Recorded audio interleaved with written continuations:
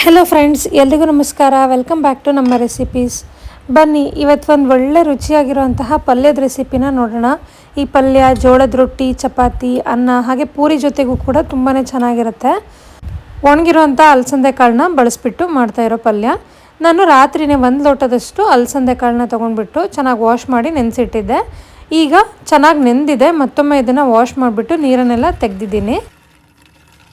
ನೆನೆಸ್ಕೊಂಡಿರೋಂಥ ಅಲಸಂದೆ ಕಾಳನ್ನ ಒಂದು ಕುಕ್ಕರ್ಗೆ ಸೇರಿಸ್ಬಿಟ್ಟು ಬೇಯಲಿಕ್ಕೆ ಅದು ಮುಳುಗೋ ಅಷ್ಟು ನೀರನ್ನ ಸೇರಿಸ್ಕೋಬೇಕಾಗತ್ತೆ. ಅದ್ರ ಜೊತೆಗೆ ಒಂದು ಅರ್ಧ ಚಮಚದಷ್ಟು ಉಪ್ಪನ್ನ ಸೇರಿಸ್ಕೋಬೇಕಾಗತ್ತೆ. ಉಪ್ಪನ್ನ ಹಾಕಿಲ್ಲ ಅಂದರೆ ಕಾಳು ಸಪ್ಪೆ ಸಪ್ಪೆ ಅನಿಸುತ್ತೆ, ಪಲ್ಯ ಅಷ್ಟು ರುಚಿ ಅನಿಸೋದಿಲ್ಲ.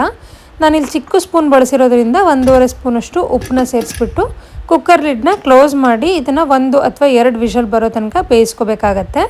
ಅದಾಗೋ ಅಷ್ಟರಲ್ಲಿ ಪಕ್ಕದಲ್ಲಿ ಒಂದು ಪ್ಯಾನ್ಗೆ 1-2 ಚಮಚದಷ್ಟು ಎಣ್ಣೆನ ಸೇರಿಸ್ಕೊಂಡಿದ್ದೀನಿ. ಎಣ್ಣೆ ಬಿಸಿಯಾದ ನಂತರ ಒಗ್ಗರಣೆ ಮಾಮೂಲಿ ಸಾಸಿವೆ ಹಾಗೆ ಜೀರಿಗೆನ ಹಾಕ್ಕೊಂಡು ಅದ್ರ ಜೊತೆ 1 ಗರಿಯಷ್ಟು ಕರಿಬೇವಿನ ಸೊಪ್ಪನ್ನ ಹಾಕ್ಕೊಂಡಿದ್ದೀನಿ.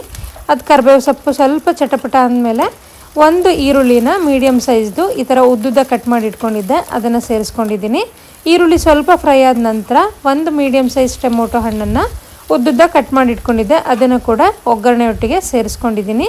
ರುಚಿಗೆ ತಕ್ಕಷ್ಟು ಉಪ್ಪನ್ನು ಹಾಕ್ಕೊಳ್ತಾ ಇದ್ದೀನಿ. ನಾವೀಗಾಗಲೇ ಕಾಳನ್ನ ಬೇಯಿಸುವಾಗ ಉಪ್ಪನ್ನು ಸೇರಿಸಿರೋದ್ರಿಂದ ಒಗ್ಗರಣೆಗೆ ಕಡಿಮೆ ಉಪ್ಪನ್ನು ಹಾಕ್ಕೊಳ್ತಾ ಇದ್ದೀನಿ.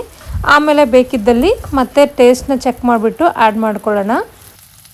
ನಾವು ಹಾಕಿರೋವಂಥ ಟೊಮೊಟೊ ಹಣ್ಣು ಚೆನ್ನಾಗಿ ಸಾಫ್ಟ್ ಆಗಬೇಕು. ಟೊಮೊಟೊ ಸಾಫ್ಟ್ ಆಗೋವರೆಗೂ ಕೂಡ ಚೆನ್ನಾಗಿ ಕುಕ್ ಮಾಡ್ಕೊಳ್ಳಿ. ಈಗ ನೋಡ್ತಿರ್ಬೋದು ಟೊಮೊಟೊ ಹಣ್ಣು ಕೂಡ ಸಾಫ್ಟ್ ಆಗಿದೆ. ಈ ಟೈಮಲ್ಲಿ ಬೇಯಿಸಿಟ್ಕೊಂಡಿದ್ದಂತಹ ಅಲಸಂದೆ ಕಾಳನ್ನ ಸೇರಿಸ್ಕೋಬೇಕಾಗತ್ತೆ.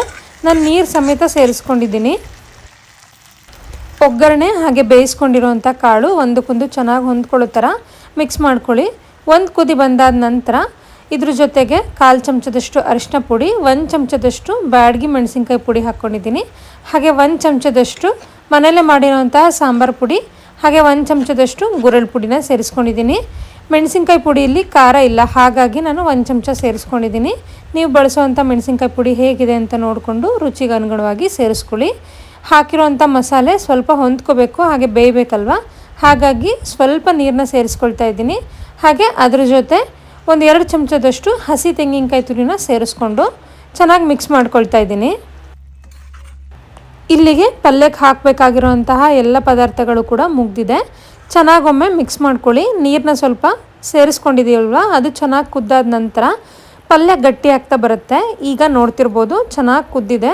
ಮತ್ತೊಮ್ಮೆ ಮಿಕ್ಸ್ ಮಾಡಿಕೊಂಡು ಗ್ಯಾಸ್ ಫ್ಲೇಮ್ನ ಆಫ್ ಮಾಡಿಕೊಂಡ್ರೆ ರುಚಿಯಾಗಿರೋವಂಥ ಅಲಸಂದೆ ಕಾಳು ಪಲ್ಯ ರೆಡಿಯಾಗುತ್ತೆ. ಅಲಸಂದೆ ಕಾಳಲ್ಲಿ ಹೆಚ್ಚಾಗಿ ಪ್ರೋಟೀನ್ ಇದೆ. ಈ ಕಾಳನ್ನು ಬಳಸ್ಕೊಂಡ್ಬಿಟ್ಟು ಪಲ್ಯ, ಸಾರು, ಸಲಾಡು, ಉಸ್ಲಿ ಈ ಥರ ತುಂಬ ವೆರೈಟಿ ಮಾಡ್ಕೋಬೋದು. ಹಸಿ ಅಲಸಂದೆ ಕಾಳನ್ನ ಬಳಸ್ಕೊಂಡು ಮಾಡ್ಕೊಳ್ತಿದ್ದೀರಾ ಅಂದರೂ ಕೂಡ ಇದೇ ಮೆಥಡ್ನ ಫಾಲೋ ಮಾಡಿಕೊಂಡು ಪಲ್ಯನ ರೆಡಿ ಮಾಡ್ಕೋಬೋದು. ಜೋಳದ ರೊಟ್ಟಿ, ಚಪಾತಿ ಹಾಗೆ ಪೂರಿ, ರೈಸ್ ಜೊತೆಗೂ ಕೂಡ ಈ ಪಲ್ಯ ತುಂಬಾ ರುಚಿಯಾಗಿರುತ್ತೆ. ನಿಮಗೇನಾದರೂ ಈ ಪಲ್ಯದ ರೆಸಿಪಿ ಇಷ್ಟ ಆಗಿದ್ದಲ್ಲಿ ಪ್ಲೀಸ್ ಲೈಕ್ ಮಾಡಿ, ಹಾಗೆ ಸಬ್ಸ್ಕ್ರೈಬ್ ಮಾಡಿಕೊಂಡು ಸಪೋರ್ಟ್ ಮಾಡಿ. ಮತ್ತೆ ಸಿಗ್ತೀನಿ ಇನ್ನೊಂದು ಹೊಸ ರೆಸಿಪಿಯೊಟ್ಟಿಗೆ. Thank you for watching this video.